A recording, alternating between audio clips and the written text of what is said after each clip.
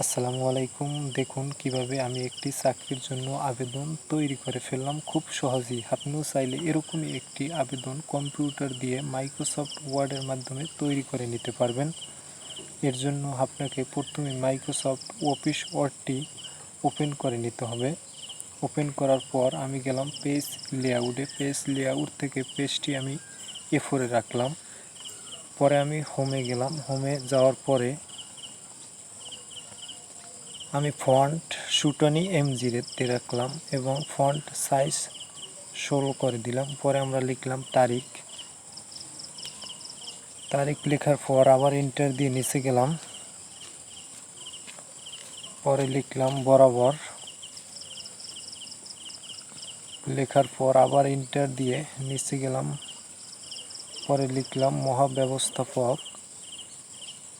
পরে আমি একটি কোম্পানির নাম দিয়ে দিলাম। আপনি যেই কোম্পানিতে আবেদন করবেন সেই কোম্পানির নামটি এখানে দিয়ে দিবেন।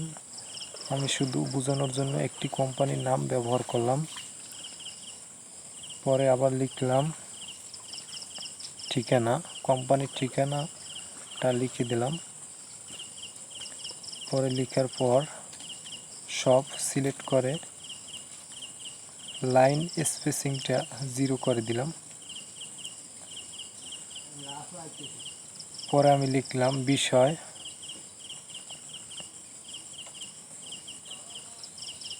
আপনি যেই পদে আবেদন করবেন সেই পদ লিখে দিবেন। আমি লিখলাম অফিস সহকারী কাম কম্পিউটার অপারেটর পদে চাকুরির জন্য আবেদন। আপনি আপনার পদ লিখে দিবেন। পরে আমি আবার এন্টার দিয়ে নিচে যাব। এর ভিতরে আমি এটিকে সিলেক্ট করে বোল্ড করে দিলাম। পরে আমরা লিখলাম জনাব। পরে আপনি লিখবেন বিনীত নিবেদন, এই যে আমি এখানে এই তারিখটা দেওয়ার মানে হলো আপনি যেই তারিখে এই নিয়োগটা কোন পত্রিকার মাধ্যমে প্রকাশিত হয়েছে সেই তারিখটা এখানে দিবেন। আমি শুধু বোঝানোর জন্য একটা তারিখ ব্যবহার করলাম এবং পত্রিকার নামটা উল্লেখ করে দিবেন। এই যে দৈনিক XYZ একটা পত্রিকার নাম ব্যবহার করলাম। এর মাধ্যমে জানতে পারলাম আপনার অধীনে অফিস সহকারী কাম কম্পিউটার অপারেটর পদে কিছু সংখ্যক লোক নিয়োগ করা হইবে। আমি উক্ত পদের একজন আগ্রহী প্রার্থী, তাই নিম্নে আমার জীবন বৃত্তান্ত ও প্রয়োজনীয় তথ্যাবলী প্রদান করা হইল। পরে আমরা তথ্য নিচে দিব। প্রথমেই লিখব 1 নম্বর দিয়ে নিজ নাম। পরে কিবোর্ড থেকে ট্যাব বাটন প্রেস করে কয়েকবার ট্যাপ করে নিলাম। পরে আমার নামটা লিখে দিব।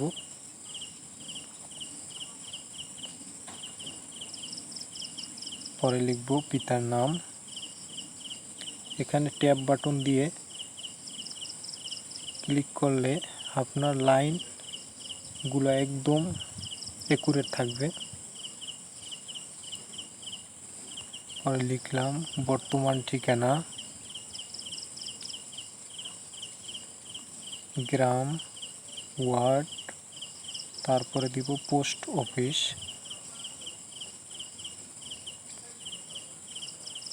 তারপরে দিব থানা উপজেলা, তারপরে জেলা। লেখাটা আমি এটার সাথে মিলিয়ে দিলাম। পরে আমরা লিখব স্থায়ী ঠিকানা,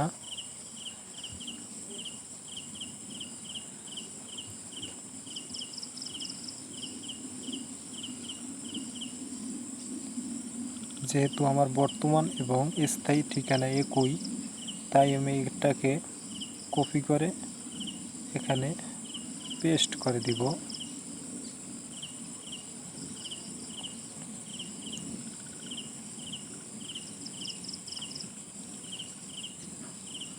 পরে দিলাম জন্ম তারিখ, আপনার জন্ম তারিখটা দিয়ে দিবেন।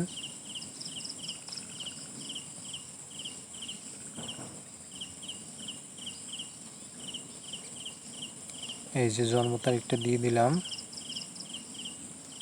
পরে আমরা আবার ইন্টার দিয়ে নিচে গেলাম, লিখলাম জাতীয়তা, দিলাম বাংলাদেশি।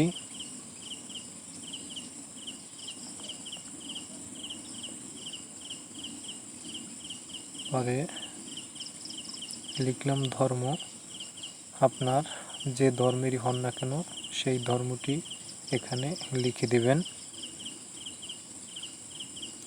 দিলাম ইসলাম। বৈবাহিক অবস্থা,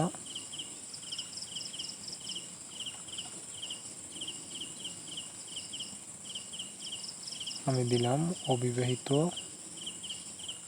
আপনি আপনারটা দিয়ে দিবেন। পরে 10 নম্বরে লিখলাম মোবাইল নাম্বার, মোবাইল নাম্বারটা দিয়ে দিলাম। আমি নাম্বারটা হাইড করে দিলাম, আপনি আপনারটা বসিয়ে নেবেন। পরে লিখলাম জাতীয় পরিচয়পত্র, জাতীয় পরিচয়পত্রটা দিয়ে দিবেন।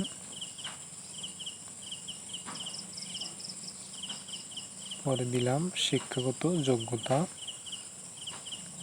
এটিকে আমি একটু ছোট করে নিলাম যেহেতু আমি এক পেজের ভিতরে লিখব। আমি এখন ইনসাইডে গেলাম, ইনসাইডে যেয়ে টেবিলে ক্লিক করলাম। আমি এখান থেকে টেবিল নিব, আপনার ইচ্ছা মতো যে কয়টা টেবিল নেওয়ার প্রয়োজন তা নিয়ে নেবেন। পরে আমরা লিখলাম পরীক্ষার নাম,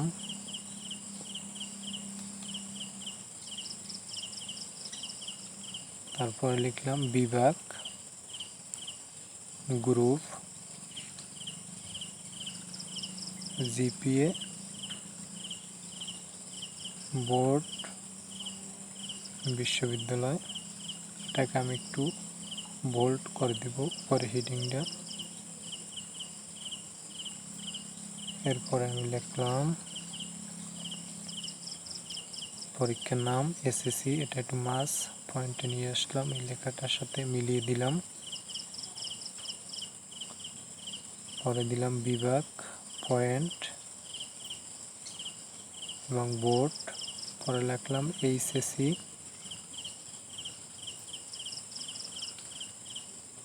আবার দিয়ে দিলাম মানবিক, পয়েন্ট, আবার বোর্ডটা লিখে দিলাম।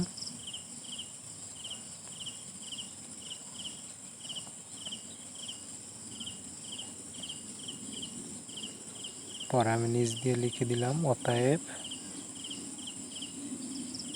মহোদয়ের নিকট প্রার্থনা আমার জীবন বৃত্তান্ত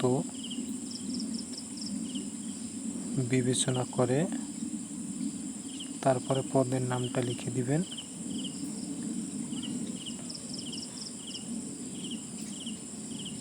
এই পদে নিয়োগদানে আপনার সদয় মর্জি হয়।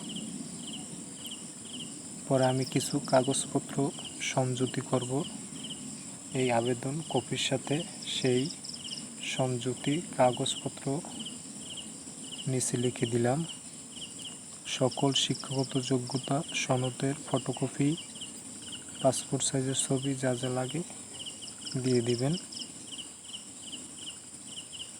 পরে নিবেদক আপনার নামটা লিখে দিবেন। এই যে আমার আবেদনটি ফুলফিলভাবে তৈরি হয়ে গেল। আপনিও চাইলে এরকম আবেদন তৈরি করে নিতে পারবেন। যদি ভিডিওটি ভালো লেগে থাকে অবশ্যই লাইক কমেন্ট করে দিবেন এবং চ্যানেলটিকে সাবস্ক্রাইব করে রাখবেন। ধন্যবাদ।